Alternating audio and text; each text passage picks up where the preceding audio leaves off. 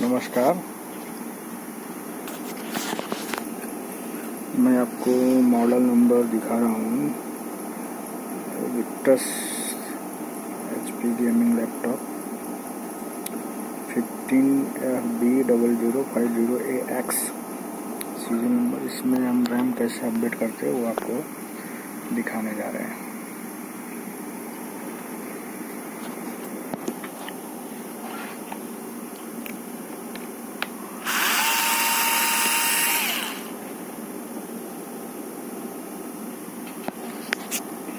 यहाँ पे इसका कोर है,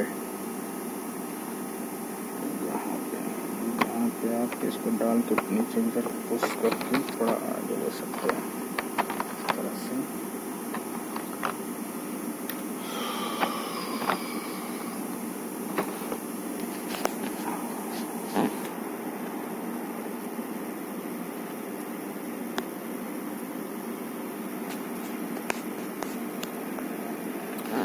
ये रैम स्लॉट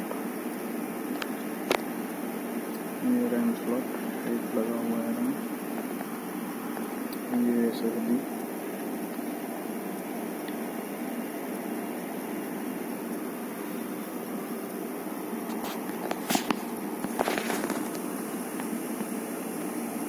ये दूसरा रैम हम अपडेट करने जा रहे हैं। DDR4 8GB।